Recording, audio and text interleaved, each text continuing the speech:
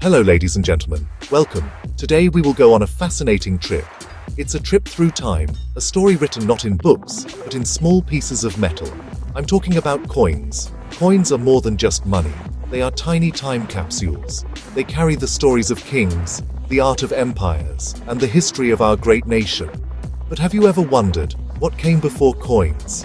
Imagine a world without rupees, without pays, without any money at all. How did people buy what they needed? How did they sell what they had? This is where our story begins, in an India of many thousands of years ago. Before the jingle of coins filled the marketplaces, life was very different. Trade was based on a simple, yet often complicated system. It was called the barter system. If you were a farmer who grew wheat and you needed a pot, you had to find a potter. But that was not all. The potter also had to be in need of your wheat. It was a direct exchange of goods for goods. You can imagine the difficulties. What if the potter did not want wheat? What if he wanted milk instead? You would then have to find a milkman who wanted wheat, get the milk, and then go back to the potter. This system required what we call a double coincidence of wants. Both people in the trade had to want what the other person had. This made trade slow and very inefficient. How much wheat is one pot worth? How many pots for a cow? There was no standard value. Every trade was a new negotiation, a new agreement. For large communities and growing kingdoms, this system was not enough. People needed something easier, something everyone agreed had value. They needed a medium of exchange. This need, this search for a better way, is what led to the invention of money. The journey from barter to coins was a long and gradual process. It was a story of human innovation. People started looking for items that were strong, easy to carry, and widely accepted. These early forms of money were not coins as we know them today. They were natural objects or simple metal pieces. They solved the problem of barter by creating a common standard of value. A farmer could sell his wheat for this new money and then use it to buy a pot from anyone at any time. This was a revolutionary idea. It changed society, it changed trade, and it laid the foundation for the economic world we live in today. So, the world needed something better than barter. What did our ancestors use? One of the earliest forms of money used across India, and indeed the world, was the cowrie shell. Yes, those small, white, beautiful shells you might find near the sea. These shells were perfect for the job. They were small, light, and easy to carry. They were also strong and could not be easily faked or created. Nature produced them in limited quantities, which gave them value. For centuries, cowrie shells were used to buy small, everyday items. They were the pocket change of ancient India, a simple and elegant solution to a complex problem. While cowrie shells were good for small transactions, they were not practical for large purchases. Imagine trying to buy a house with millions of tiny shells. It would be impossible. So, for bigger trades, people turned to something else. They started using pieces of metal. At first, these were just lumps of silver or copper. Their value was based purely on their weight and the purity of the metal. If you wanted to buy something, you would have to weigh the metal pieces on a scale. This was a step forward, but it still had its own problems. You needed a scale for every transaction, and you had to trust that the metal was pure. This system of using weighed metal was common in many ancient civilizations, including the Harappan civilization of the Indus Valley. Archaeologists have found standard weights and metal bars, suggesting a well-organized system of trade. However, the process was still difficult. Each time, the metal had to be cut, weighed, and often tested for purity. There was no guarantee of its value. Someone could mix a cheaper metal with silver to cheat you. The marketplace needed a guarantee. It needed a symbol of trust, an assurance that a piece of metal was exactly what it claimed to be in weight and value. This need for a guarantee led to the next big leap in the history of money. People started marking the metal pieces. A respected merchant or a local leader would put their own special mark or symbol on a piece of metal. This mark was a promise. It certified the weight and purity of the metal. You no longer needed to weigh it every time. You could trust the mark. This was the brilliant idea that paved the way for the very first coins. It was the moment when a simple piece of metal began its transformation into a coin, a symbol of authority and trust that would change the world forever. The idea of marking metal pieces was a game changer. Around the 6th century BCE, during the time of the Mahajanapadas, the great kingdoms of ancient India, this practice became more formal. This period saw the birth of India's very first coins. They are known today as punch-marked coins. These were not the round, perfectly shaped coins we use now. They were irregular pieces of silver, of a standard weight. What made them special were the marks punched onto their surface. This was a revolutionary moment in our economic history. For the first time, India had a standardized, state-guaranteed currency. These punch-marked coins were typically made of silver. They came in various shapes, sometimes round, sometimes square, sometimes rectangular. Their manufacturing process was simple but effective. A sheet of silver was cut into pieces of a specific weight. Then, using different punches, various symbols were stamped onto the metal. These were not done by one single die. Instead, multiple different punches were used, giving the coins their name. Each coin could have 5 or more symbols on one side, while the other side was usually blank. The symbols were often drawn from nature or religion, like the sun, a bull, an elephant, a tree, or a fish. The symbols on these coins were not random. They were the marks of authority. Each kingdom or Janapada had its own unique set of symbols. This was their way of saying, this coin is genuine. It is guaranteed by our authority. It was like a modern-day government mint mark.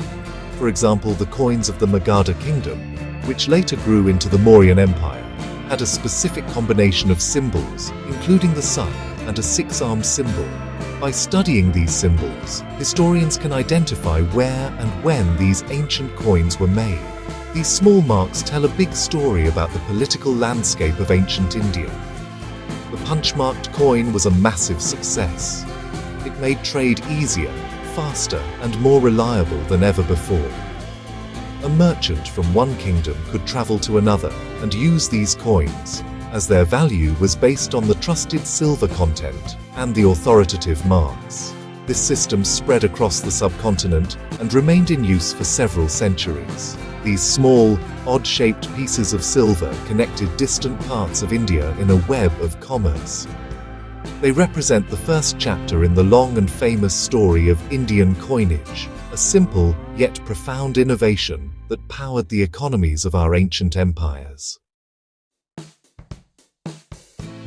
Our story now moves forward to one of the greatest empires in Indian history, the Mauryan Empire, founded by Chandragupta Maurya around 322 BCE.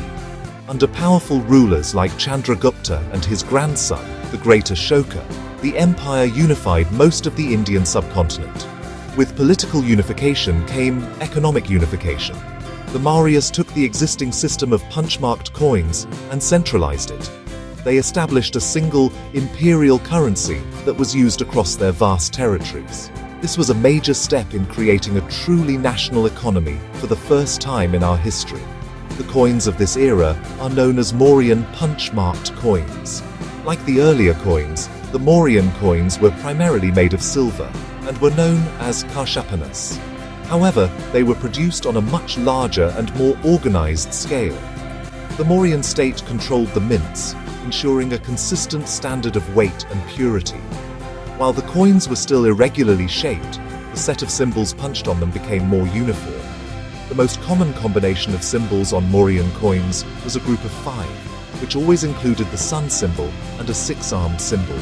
The other 3 symbols varied, possibly representing different mints, rulers, or administrative periods within the empire. The Mauryan Empire's vast administration, described in Kautilya's famous text, the Arthashastra, gives us incredible details about their economic system.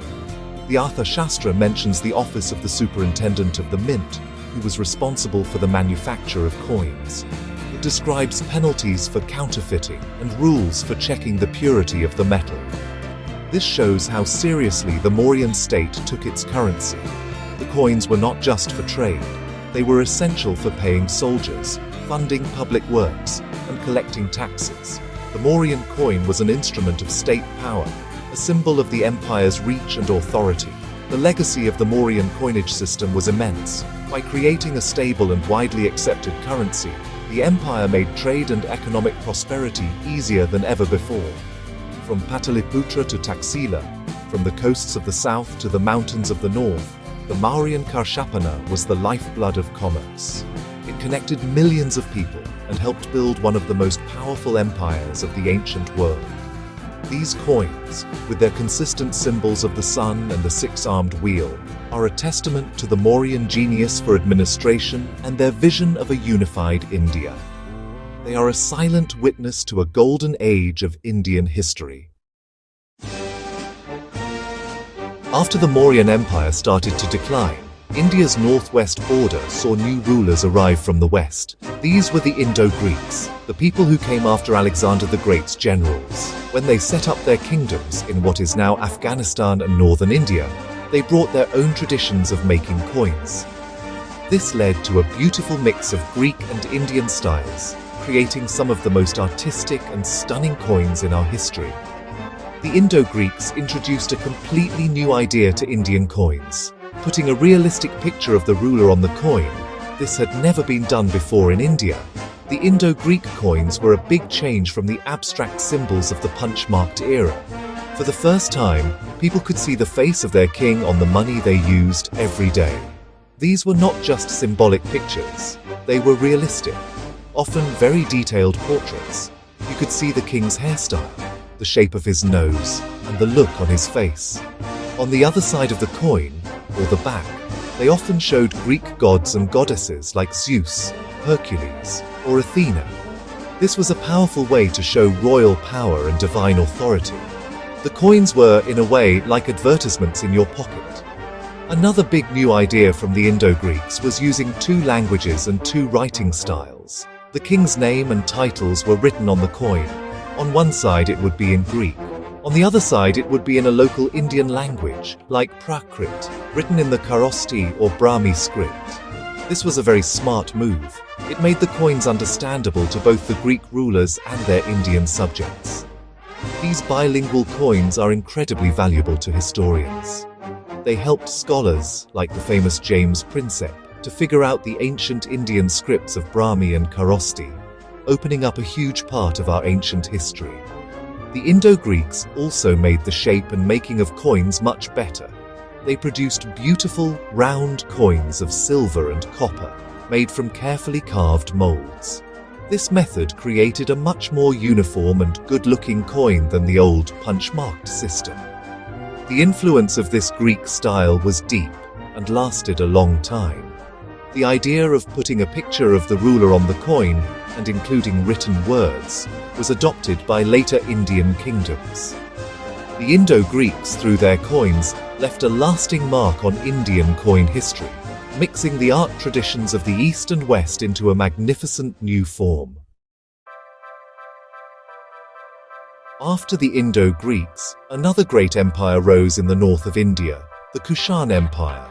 The Kushans, who came from Central Asia, controlled the rich Silk Road trade routes that connected Rome, Persia, India, and China. This trade brought immense wealth into their empire, especially gold. The Kushan rulers, like the great Kanishka, were the first to make gold coins in India on a large scale. Their gold coins, known as dinars, were of a similar weight to the Roman gold aureus, which made international trade much easier. This was a very smart move that made them economically powerful in the region. Kushan coins continued the tradition of showing the king on the front side. The king was often shown standing, sometimes making a sacrifice at a fire altar. The art was a unique mix of styles. The portraits were realistic, but not in the classical Greek way. They had a distinct Central Asian feel. The true diversity of the Kushan Empire was visible on the back of their coins. They showed a breathtaking variety of gods from different cultures.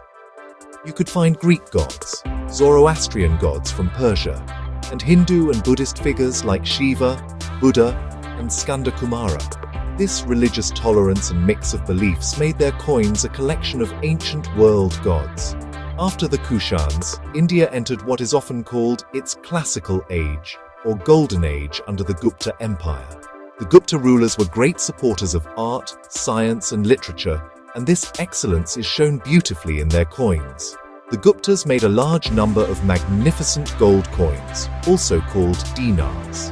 These coins are considered the best of ancient Indian coin art.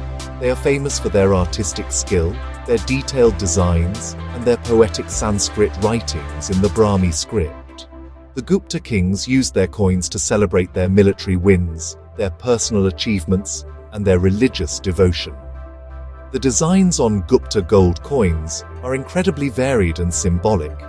The archer type, showing the king holding a bow and arrow, was the most common. Other famous types include the horseman type, showing the king on a majestic horse, the tiger slayer and lion slayer types, celebrating the king's bravery, and the lyrist type, which shows King Samudragupta, a great conqueror, peacefully playing a musical instrument, the veena.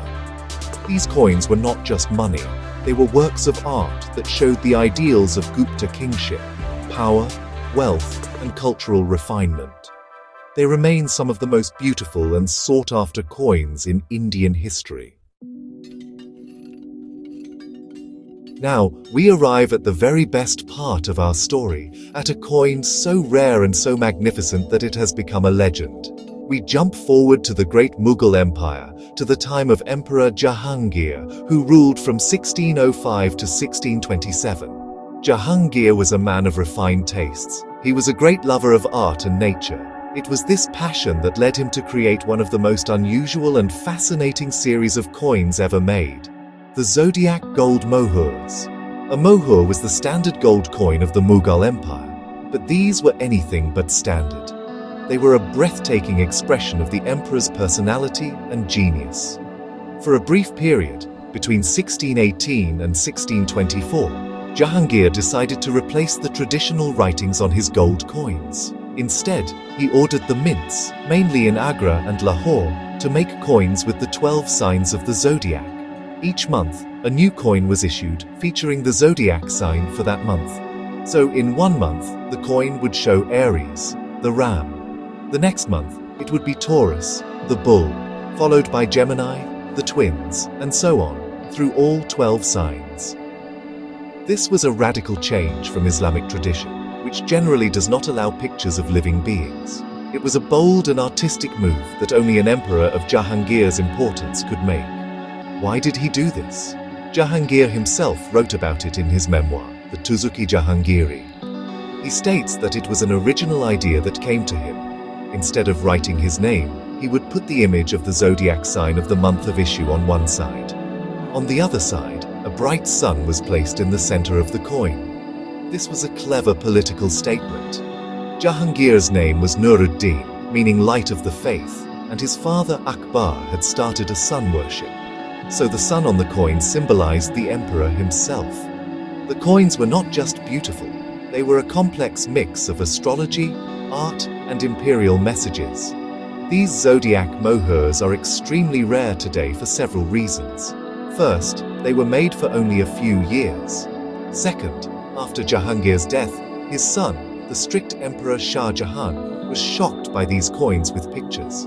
He considered them against Islamic rules and ordered that they all be called back and melted down. He even said that having one was a crime. This royal order meant that most of these masterpieces were destroyed forever.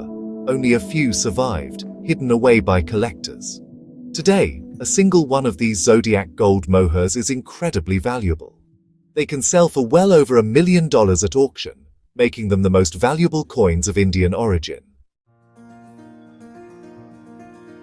While Jahangir's Zodiac Mohur holds a special place, it is not the only priceless gem in the treasure chest of Indian coins. Our long and rich history has produced several other coins that are extremely rare, beautiful, and highly valued by collectors around the world. The journey through these coins is like a walk through the grand halls of Indian history, with each coin representing a powerful kingdom and a unique artistic vision. These coins are sought after not just for their metal value, but for their incredible rarity and the stories they tell about our glorious past. They are the superstars of the coin world. Let us go back to the golden age of the Guptas. While their standard archer-type gold dinars are magnificent, some of their special commemorative coins are even rarer. For instance, Samudragupta issued a very rare Ashvamedha-type coin. These coins were made to celebrate the ancient Vedic horse sacrifice ritual, which was performed by a king to prove his imperial power. The coin shows the sacrificial horse standing before a yupa, or a ritual post. These coins are a powerful symbol of the return of Hindu traditions under the Guptas and are incredibly scarce. Finding one is the dream of every collector of ancient Indian coins. The Mughal period, a time of immense wealth and artistic achievement, gave us more than just Jahangir's masterpieces. His father, Emperor Akbar the Great, was also an innovator in coins. Akbar issued some of the largest gold coins ever made in the world. He made enormous gold mohurs, some weighing several hundred grams, and even over a kilogram. These were not meant for everyday use. They were likely used for very valuable treasury dealings or as special gifts to his most favored nobles. Imagine a single gold coin weighing as much as a brick. Only a handful of these giant mohurs survive today, and they are among the most valuable coins in existence. Another fascinating and rare coin from Akbar's reign is the Ram Sita coin. In a remarkable gesture of religious tolerance, Akbar issued a silver coin and a gold mohur showing the figures of Lord Ram and his wife Sita holding a bow and arrow. The writing above them reads Ram Siya in the Nagari script.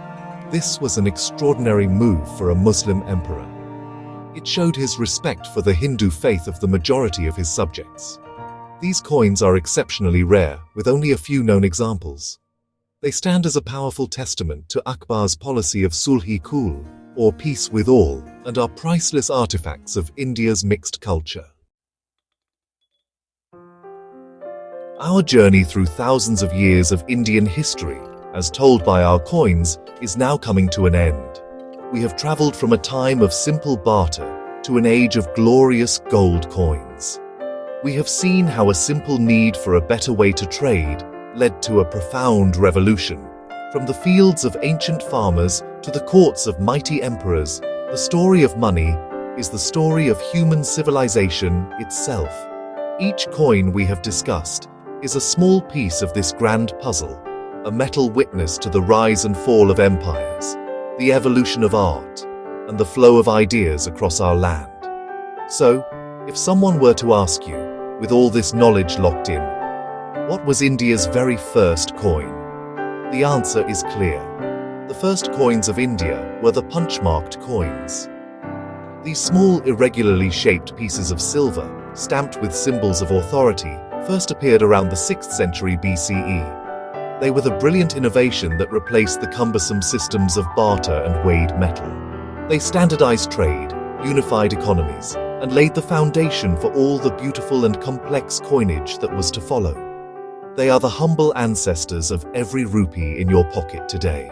And now, for the final question, the one for the grand prize. What is considered India's most valuable coin? The answer, as we have seen, is the legendary Zodiac Gold Mohur of Emperor Jahangir. A single piece from this series, combining astrological art with imperial symbolism, can be worth millions of rupees. Its value comes from its extreme rarity, its unique and beautiful design, and the dramatic story of its creation and subsequent destruction. It is the Mona Lisa of Indian coins, a masterpiece of Mughal art that represents the peak of coin creativity in our nation's history. From a simple silver punch-marked coin to a magnificent gold Zodiac Mohur, the coins of India tell a story of incredible richness and diversity. They are not just money, they are history, they are art, and they are a proud part of our heritage. They remind us of the great kings, the skilled artists, and the economic genius of our ancestors. The next time you hold a coin in your hand, remember the long and fascinating journey it represents. It is a journey that began over 2,500 years ago with a simple punch on a piece of silver. Thank you. Good night.